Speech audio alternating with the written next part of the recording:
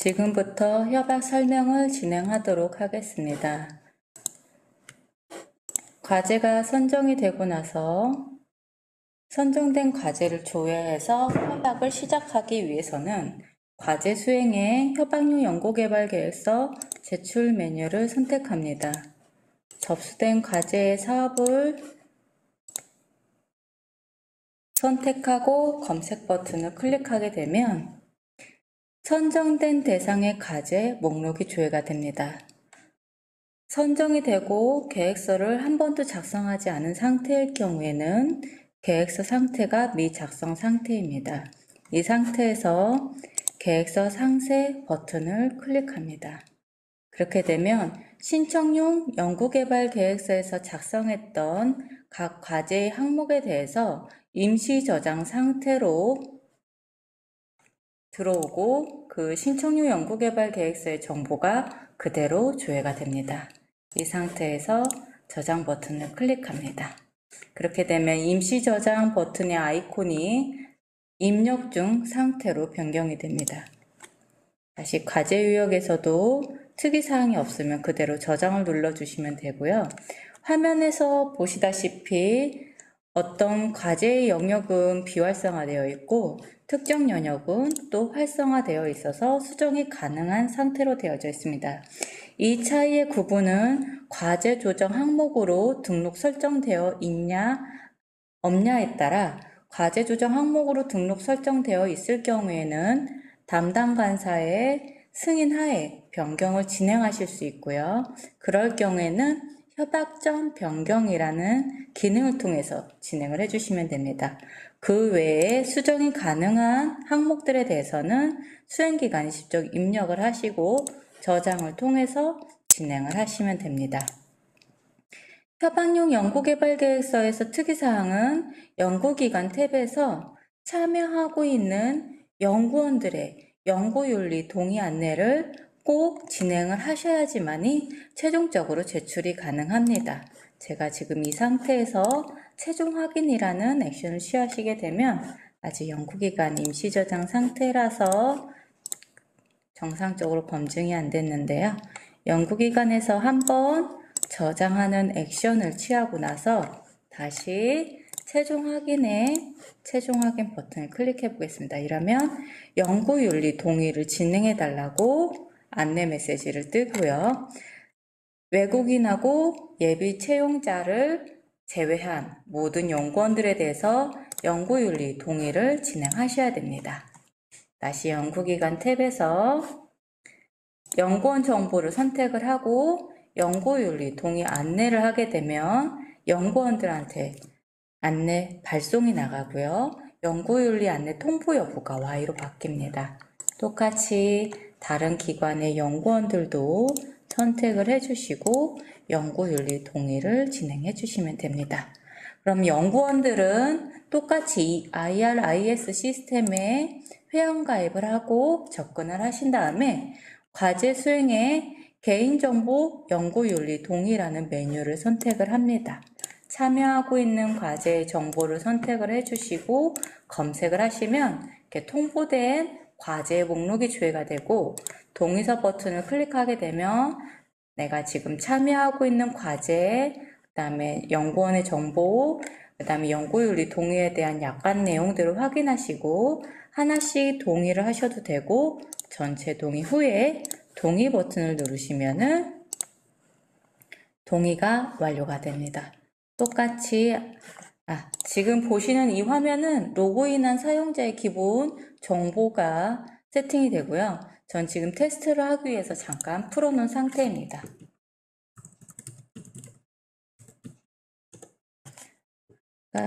테스트 유저 4번이었죠? 선택을 하시고 동의서를 보시고 전체 동의를 한 후에 동의를 하시게 됩니다.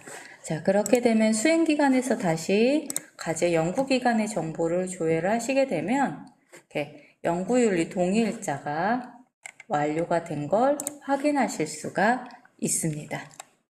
이 상태에서 제가 다시 한번 최종 확인에 대한 검증을 진행하게 되면 이렇게 연구기관에 대한 연구윤리 동의 체크가 넘어갑니다. 그 다음에 대한 이제 화면을 보시면 연구개발비가 있습니다. 연구개발비에서는 신청료 연구개발계획서에서 동일한 정보들이 조회가 되고요. 하나 더, 연구개발기관 부담금 입금기한에 대한 정보를 추가적으로 더 입력을 하셔야 됩니다.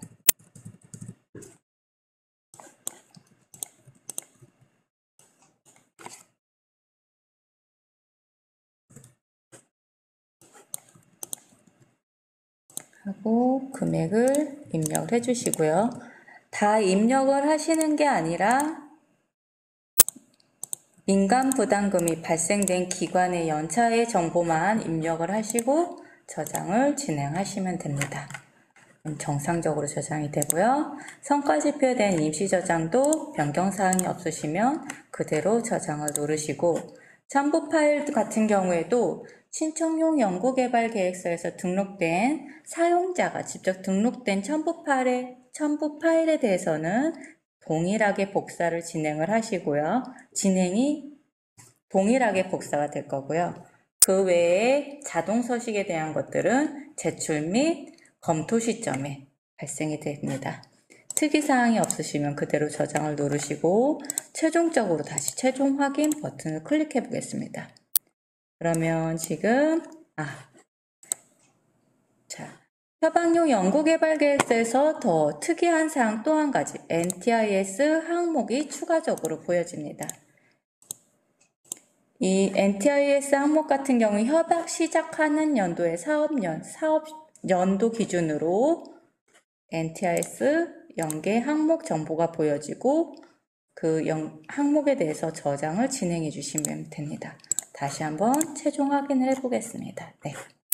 다 완료가 되고 난 이후에는 여기에서 제출 버튼을 클릭을 해 주셔도 되고요.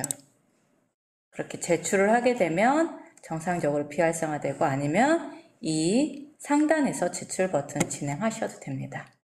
자, 이렇게 연구개발계획서를 제출하게 되면 과제 지원 시스템에서는 사업 담당자가 과제 수행에 협약용 연구개발계획서 접수라는 메뉴에서 보시면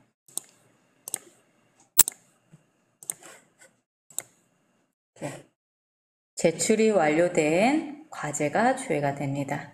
이 제출 완료된 데서 전체를 선택하고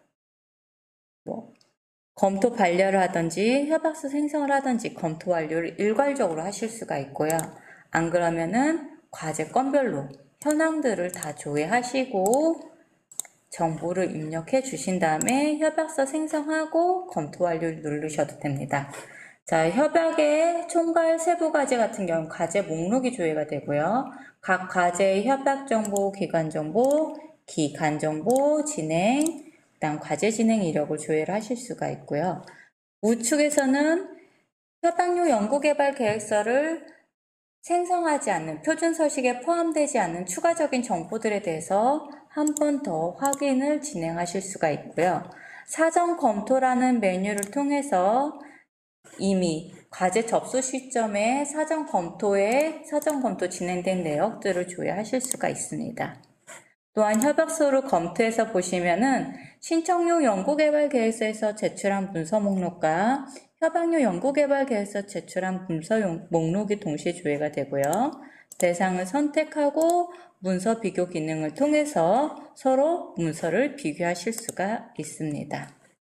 협약 정보 생성은 사업 담당자가 추가적으로 입력하는 화면들의 정보들입니다. 첫 번째는 정부지원금에 대한 지급계획 정보를 등록하시면 됩니다.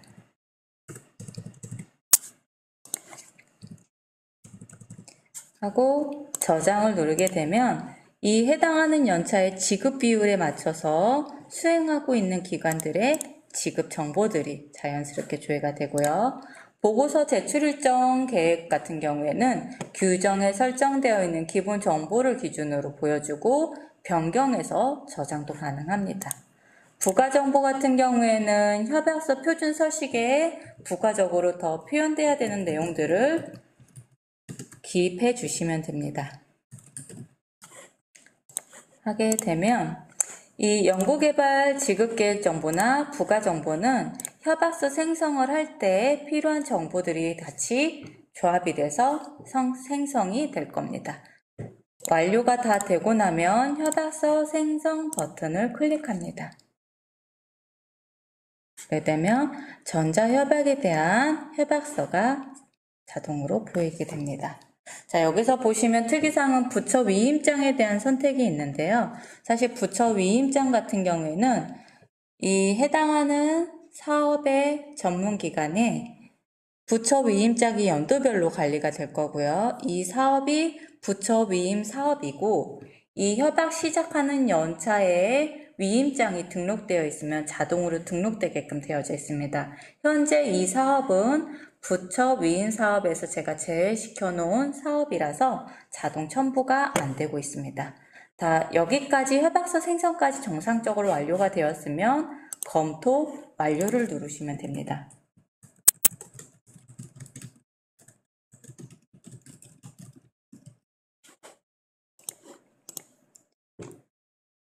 검토 완료가 되면 이제 협약 체결이 가능한 상태가 됩니다. 보시면 검토 완료가 되고요. 검토 완료가 되어 있을 경우에는 다시 수행기간은 과제 수행에 협약 신청이라는 메뉴를 선택하고요. 사업의 정보를 선택하고 검색을 하시게 되면 지금 이렇게 대상 과제가 조회가 됩니다. 검토 완료된 대상의 과제 수행기관들이 조회가 되고요. 먼저 공동 위탁연구개발기관이 전자서명을 다 완료하고 난 후에 주관기관 전자서명을 진행하실 수가 있고요. 위탁, 그 다음 공동 이런 게 아니라 위탁이든 공동이든 병렬적으로 전자서명을 선행 진행하실 수 있습니다. 그러면 상세 버튼을 누르게 되면 기관의 기본적인 정보, 연구비 정보, 그 다음에 계좌, 연구비 계좌를 선택해 주시고요. 그 다음에 협약, 기관에 대한 필요한 서류들에 대해서 첨부를 해주시고 저장을 누르시면 됩니다. 정보가 다 들어가져 있으면 전자서명을 진행을 해주시면 되고요. 원래대로라고 한다면 전자서명에 대한 솔루션에 대해서 접근이 되고 여기에 전자서명 버튼이 있어서 인증서 팝업을 통해서 전자 인증서를 등록이 되면서 제출이 될 텐데 아직 작업 중이기 때문에 그냥 바로 제출을 하도록 하겠습니다. 자, 그럼 비활성화된 상태가 되고요. 얘는 서명 일시가 이렇게 완료가 됩니다. 그 다음 주간 기간에 대해서 다시 내용을 확인하시고 계좌 정보를 선택하신 다음에 기관의 필수 첨부 파일들을 등록해 주신 다음에 저장을 하시면 됩니다. 이 상태에서 다시 전자서명을 클릭해 주시고 동일하게 전자서명 뷰어의 솔루션에 전자서명 버튼을 클릭해서 인증서 팝업 호출해서 인증서 선택을 하면 제출이 되는 프로세스이지만 아직 진행 중이기 때문에 저는 제출을 진행하도록 하겠습니다. 이렇게 목록을 보게 되면 협약서 제출 상태가 됩니다. 협약서 제출이 되면 다시 과제 지원 시스템에서 사업 담당자는 협약 체결 현황에서 조회를 해보시게 되면 현재 제출이 된 과제들에 대한 현황들을 조회를 하실 수가 있고요. 협약 관리 메뉴에서 협약 체결을 진행하실 수가 있습니다. 자, 이 과제에 대해서 지금 조회가 됐는데, 자, 여러 건을 선택하고 협약 체결을 일괄적으로도 진행을 하실 수가 있고요. 보시면 체결을 진행하시던지 아니면 반려를 통해서 협약서 제출 상태까지 가서 다시 수정하고 협약서 생성해서 다시 제출하고 전자서명하는 프로세스를 갈 건지 아니면 계속 작성 상태로 아예 반려를 시켜서 계속 작성부터 다시 재진행하게끔도 반려를 진행하실 수가 있고요. 아니면 협약전 포기를 통해서 이 과제에 대해서 포기를 진행하실 수가 있습니다. 여러 과제를 동시에 진행하실 수도 있고요. 아니면 선택된 과제에 과제별로 한 건씩 협약을 진행하실 수도 있습니다. 자, 여기서 보시게 되면 이 기업에 대한 인증서가 IRIS 인증 서버에 관리가 될 경우에는 협약에 대한 일괄 체결이 진행이 가능하시고요. 해당하는 이 전문기관의 인증서가 IRIS에 있는 인증 서버가 아닌 사업 담당자의 로컬 PC에서 관리할 경우에는 일괄 협약 체결이 불가능하고 과제별로 한 건 협약 체결을 진행하셔야 됩니다.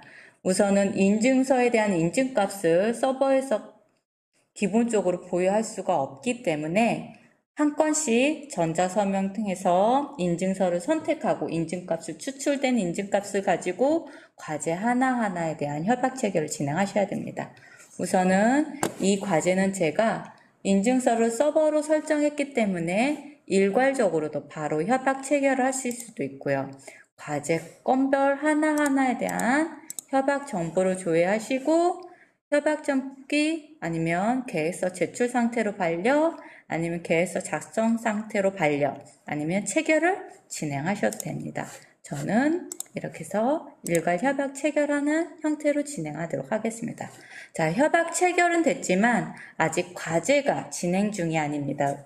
왜 그러냐면 이 대상과제 협약 체결된 대상과제를 가지고 업무 계획을 통해서 전문기관의 그룹웨어 연동을 통해서 실제 승인까지 받아야지만이 연계기관의 협약 정보도 전송이 되고 과제의 상태도 개발 중으로 변경이 됩니다. 저희는 지금 정결로 그냥 바로 승인 상태로 바꾸도록 하겠습니다. 자, 그러면은 지금 정결되면서 연계 정보도 연구비 시스템이나 NTIS 시스템에 협약에 대한 정보가 연계가 됐고요. 과제 상태가 진행 중으로 됐습니다. 그러면 이제 협약 변경 및 과제를 수행을 하실 수가 있지요. 이 상태에서 다시 수행 기간은 협약 변경 승인 통보에서 그러니까 협약 변경을 진행하실 수도 있고요. 저희가 협약 정보가 연구비 시스템에 전송이 되면서 가상계좌가 그러니까 정부지원금 및 정부지원금 말고요. 민간부담금 납부 계획에 따라 민간부담금에 대한 가상계좌가 발급이 된 정보들이 조회가 될 거고 입금 계획 및 입금된 내역 이런 정보들의 현황을 이 해당하는 과제 수행의 연구개발 기간 부담금 납부 현황에서 조회를 하실 수가 있습니다.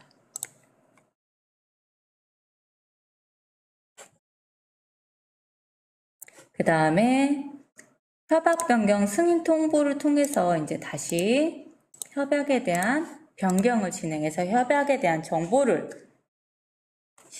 수정 진행하실 수가 있습니다. 제가 지금 이 과제인데요.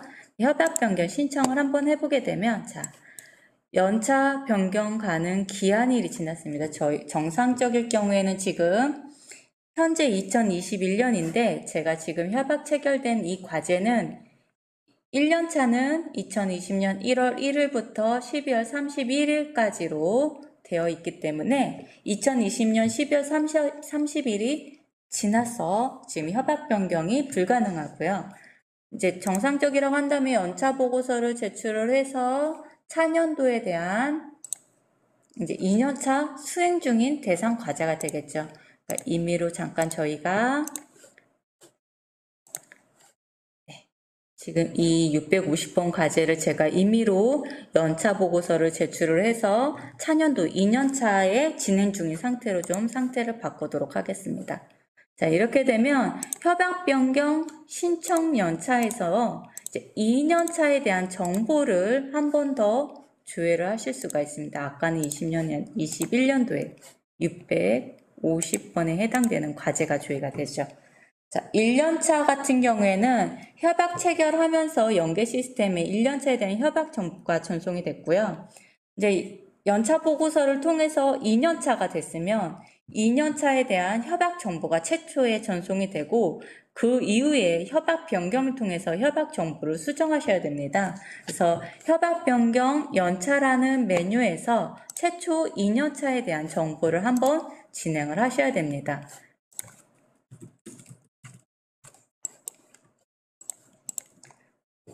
이렇게 진행하는데 협약 변경 연차에 대해서 나는 특별하게 진행할 게 없는데 이럴 경우에는 이 대상 과제의 항목에 따른 변경 항목들을 굳이 수정하지 않으셔도 됩니다. 네, 여기서 특이사항은 NTIS 추가 항목입니다. 저희가 1년 차에는 2020년도에 대한 NTIS 추가 항목이었다면 지금 이 협약 변경은 연차에서 NTIS는 2021년도에 대한 NTIS 추가 항목에 대한 정보를 입력을 하시면 됩니다. 저장이 되고 나서는 최종적으로 최종 확인을 누르시게 되면 검증이 됐고요. 이 상태에서 제출을 누르시면 됩니다. 그럼 저희는 계획서에 변경된 내역이 하나도 없을 때는 굳이 선택을 안 하시고 그냥 변경 신청 마스터의 정보를 입력해 주신 다음에 NTIS에 대한 추가 항목을 꼭 입력해 주시고 제출을 해 주시면 됩니다. 그러면 과제 지원에서는 다시 과제 수행의 협약 변경 연차 현황 조회라는 화면에서 검색을 하시게 되면 제가 지금 650번 과제에 대한 연차 협약 변경 내역이 조회가 될 거고요. 대상을 선택해서 과제 항목 버튼을 클릭하게 되면 이제 연차 변경된 내역에 실제 제출된 항목들만 조회가 됩니다. 여기서 접수 처리를 하시고 그다음에 승인 처리를 하시고 바로 정결 처리하시게 되면 승인이 끝났습니다. 그러면 지금 업무 계획에서 정결 처리가 됨과 동시에 2년차에 대한 협약 정보가 연구비 시스템에도 가고 NTIS 시스템에도 전송이 되고 그 다음에 2년차에 대한 가상계좌 발급이 또 완료가 되겠네요. 그래서 가상계좌 발급된 정보를 가지고 또 납부를 진행을 하고 자, 이제 협약 변경을 진행을 하실 수가 있습니다. 다시 과제 수행에 협약 변경 신청 승인 통보 메뉴를 선택하시고 2021년 650번 과제를 볼까요? 자, 이 과제에 대해서 협약 변경 신청을 클릭해 보겠습니다.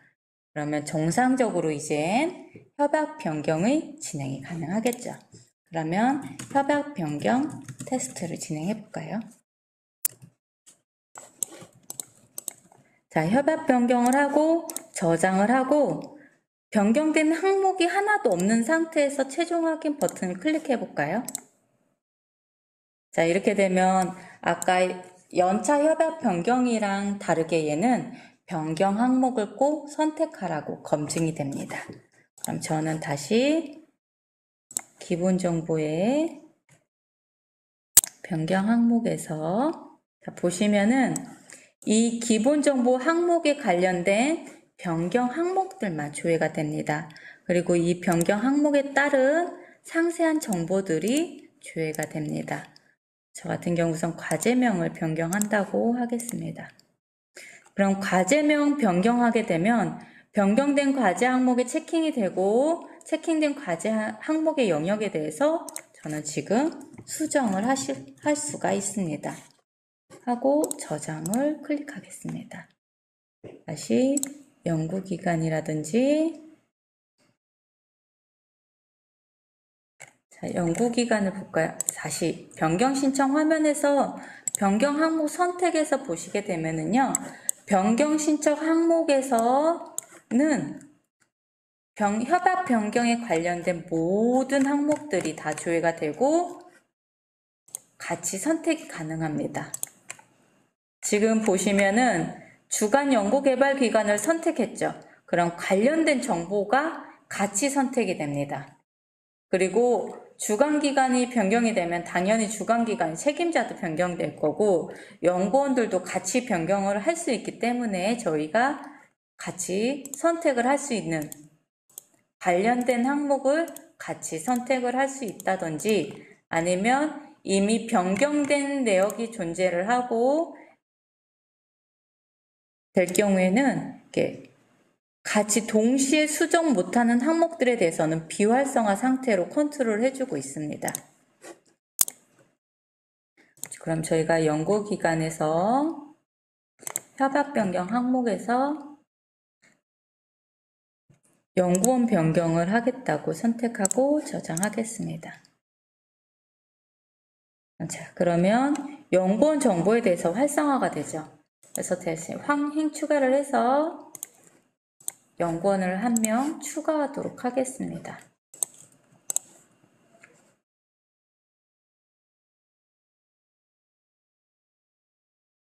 그 다음에 참여율은 40% 정도 입력하고 저장을 하겠습니다.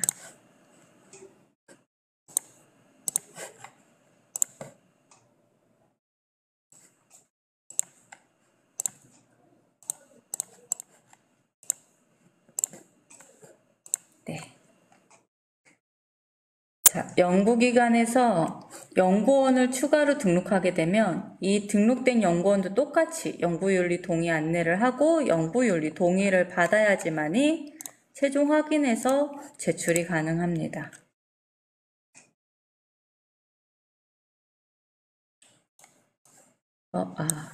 지금 국가연구자 번호가 없네요.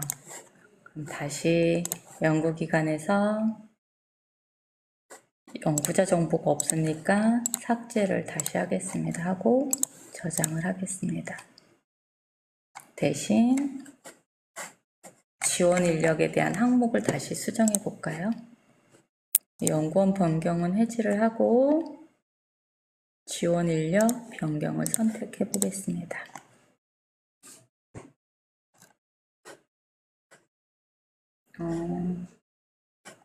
제가 잘못 입력했군요. 변경 항목에서. 자, 여기에서 있는 연구 지원 인력은 연구원의 연구 지원 인력이고요. 저는 대표자 변경으로 다시 하겠습니다. 그렇게 되면은 대표자 변경이 될 거고요. 대표자를 누가 있을까요? 추가를 하고 선택하겠습니다. 대표자 만들고 저장을 하겠습니다. 자, 이 상태에서 최종 확인을 하게 되면은요. 지금 승인성 항목이기 때문에 발송 공문에 대한 번호를 입력을 해야 되겠네요. 그리고 발송 공문 파일이 필수입니다. 또 저장하도록 하겠습니다. 다시 최종 확인을 눌러볼까요? 변경 신청에 대한 필수 첨부 문서가 존재를 하네요. 그러면 파일을 첨부해서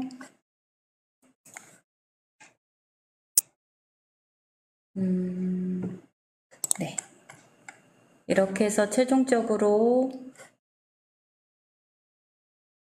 죄송합니다. 우선 변경 항목을 해제하고 저장을 다시 하겠습니다. 자, 해제하고 저장을 하게 되면 변경 전 정보로 다시 바뀔 수 있도록 되어 있습니다. 변경 신청에 대한 정보가 지금 뭔가 이상하군.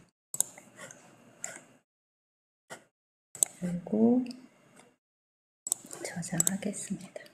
네. 다시 최종 확인해서 최종 확인 버튼 하게 되면 연구자 번호가 계속 없어서 안 되는군요. 그냥 죄송하지만 변경 항목에서 연구지원 인력 말고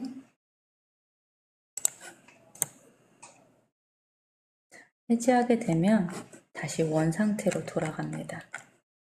과제 요약의 변경 항목에 최종 목표 변경으로 좀 해볼까요?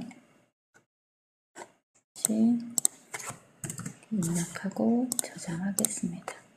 그 다음에 최종 확인하게 되면 발송 공문이 다시 되고 파일이 저장하겠습니다.